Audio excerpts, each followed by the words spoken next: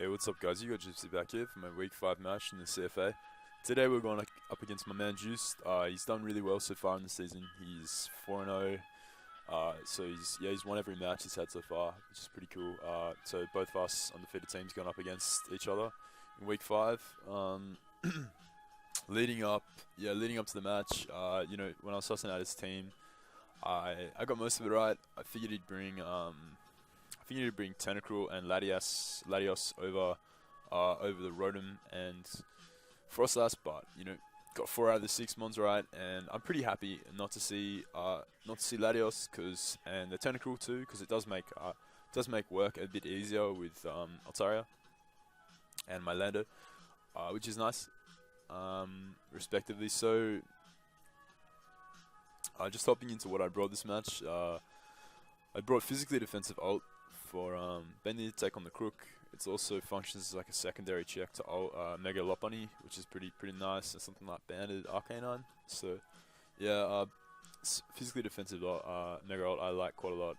It does have Heal Bell there as well to catch the Toxics that Lopunny might throw Cress's way. Seeing his Cress is the primary switch into Lop. So next up we've got Scarf Lando, Scarf Rocks Lando, pretty hits out, nice U-turn on there to grab momentum. Rocks just a bluff that I'm not Scarf. Super power there to catch like a weakened Crook or a Lopunny. Catch them off guard with the Scarf. And last we've got Earth Power, because Earth Power does more than like a fully invested attack, EQ to Arcanine, which is pretty crazy. So just because of sheer force right there. So Earth Power is still strong as well with the investment that I do have. So next up we've got a Scarf Jirachi. I got a nice double Scarf core this week. Scarf Jirachi basically gives me a nice late game cleaner with Iron Head once everything's been whittled down. I got Fire Punch for the Scizor, and I can just U-turn on the Arcanine who wants to switch in. Arcanine will most likely be his switch into Jirachi, but it's also his switch into a few things on my team, so it's kind of pressured there. But yeah, U-turn allows me to pivot to something else on the Arcanine switch in, something like Lando or Rotom to threaten it out. Next up we got physically defensive Cress. It's there to take hits from Lopunny. It's packing the Rocky Helm, so Lopunny's going to be taking that nice like 13% or whatever every time it touches it. I think it's more than that actually. Next up we've got basics, pretty standard Cress. Moonlight Seal up. I got Moonblast to hit the Crook, which is nice. I don't have to like muck around with psychic predictions on the Lop. I can just fire off Moonblast, do like 30-40% the Lop, and also catch the incoming Crook. So next up we got Spidef Gligar, which is there to take on the Latios, but he didn't bring it this round. But it was there to eat Draco's wrist up, knock off U-turn, all that good stuff. And lastly we've got my little speedy, physically defensive Rotom, who's there to destroy the Scizor with HP Fire. Vault around Hydro, takes out the Crook. Deals reasonably well with the Frostlass. I do have the T-Wave on it, so I didn't bother running Willow this game because T-Wave, Vault, Hidden Power Fire, and Hydro do the job pretty nicely. Leading into this match, obviously Willow would have been nice for something like Scizor, but if he was Lump Scizor, I don't have any reason not to just HP Fire. I am speed creeping, max speed Scizor right there. So anyway, we'll just hop into the match, see how it goes. So, I lead off with my Jirachi as he leads off with his Rotom. I lead off with Jirachi because, I could bluff like a Stealth Rocks lead Jirachi, something like a Spidef Jirachi. If he wanted to lead off with his Crook, maybe trying to catch Jirachi, and I could just U-turn out. But even just leading with Scarf Jirachi, I outspeed everything. So, barring like a Scarf Frostlass, so I can just go for the U-turn out here. I get a crit there, does 73%, so would have done like 50% or so. So yeah, that kind of sucks first turn crit, but what can you do? So I U-turn out. I got to my Gliscor. I was looking at his team. I was thinking, like if he's like a trick Rotom, judging by that damage, he wasn't really. He was more offensive. So if he was like a trick Rotom, I didn't want to go into something like my Cress, just to let it get tricked, because that would be quite bad.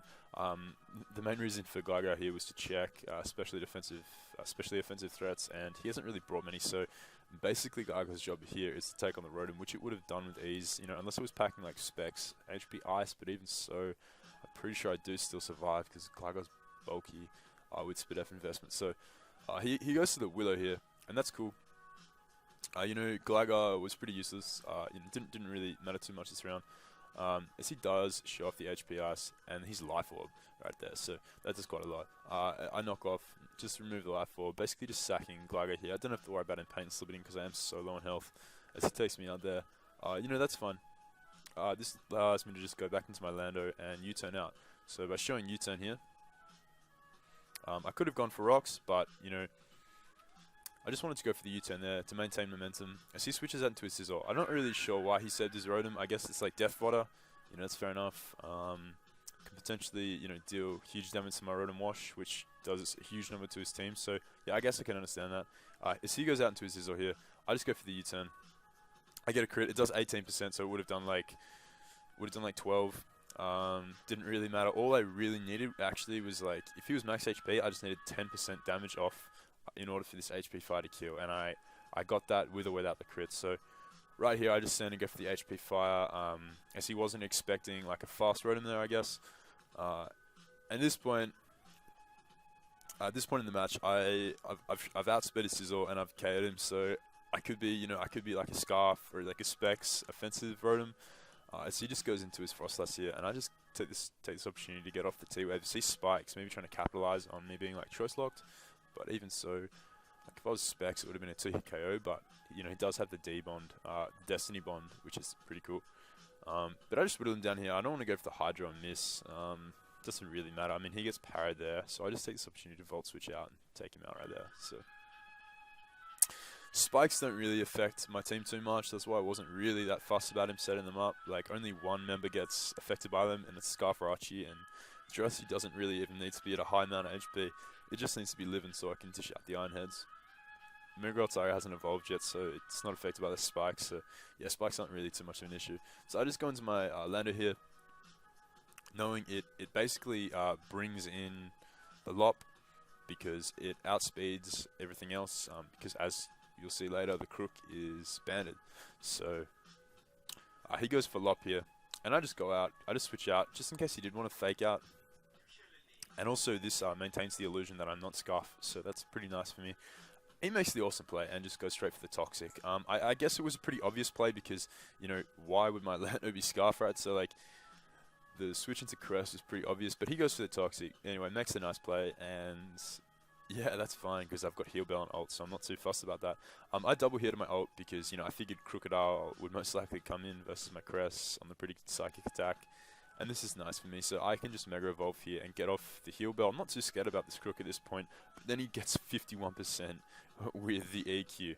So there you go. Sorry for the interruption there, boys. Anyway, so we're back, and yeah, so his ults, his Crocodile did 51% with that EQ, confirming his Adamant ban. So that really took me off guard. But that's cool. That's cool. We do have EQ switching, so right here I just switch out after I get the Heal Bell off. Heal the Cress's Toxic, which is pretty nice. I switch out to my Lando because you know what's gonna switch in on a Scarf Lando. He tries to go on his Lop. I just bop him with the Super Power. So right here I go for the Stealth Rocks, meaning the Rotom can't switch back in as he Toxics me, and that's cool. You know, he maybe predicted the switch out there. I don't know why I'd switch out with Lando, but you know. I switch into Rotom as he goes for Flabbits and crits, which is pretty funny. Crit does 34, so it would have done like, you know, about 25% or so. A little under that. Anyway, that's fine. I get a bit of lefties back as he sacks off the Rotom there.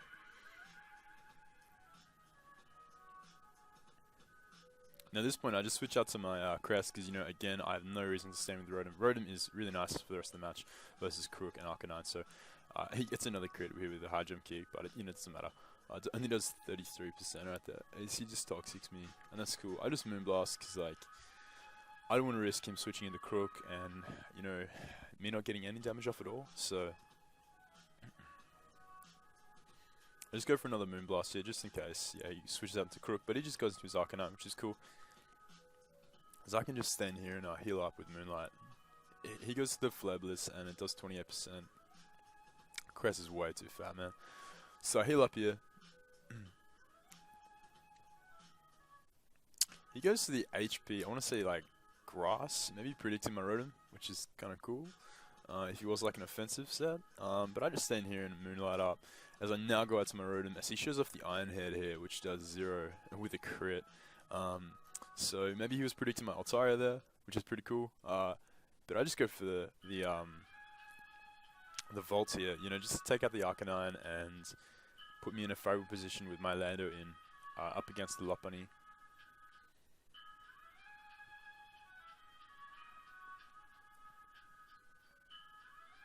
So he goes for the fake out here, I guess, predicting me to stay with my Lando, which was a good play, you know.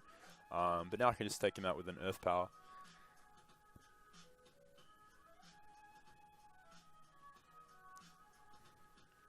And at this stage, you know, I could have kept Lando around to get a superpower off against the Crook, but, you know, I figured just get a nice clean, you know, 60% off with the 65 there with the Earth Power, so he just goes out for the crunch right there. You know, just put him in range of Jirachi's U-turn right here. That's really why I set him with Lando, just to confirm that I would take him out with the U-turn. And then we have the match. So, good game, Joost. You know, we got a little bit of unfortunate hacks on Joost's side first turn with the Rotom, but I don't really see what a difference that would have made because Lando and, you know, everything on my team really beat it, barring the Rotom wash. Because it was offensive, so, you know, I wouldn't have had a good time healing up versus my faster threats. So, you know, hacks is hacks, but at the end of the day, it still sucks for him. But, yeah, so we come out on top with a 4-0 win. So, yeah, we've gone pretty solid so far. Next week, we're up against the Prinplups, coached by Jimmy, I think. So, stay tuned for that. You know, we're on our win streak. Hopefully, we can continue it. And, you know, maybe even go undefeated this season. We'll see how it goes. So, thanks for watching, guys. Peace.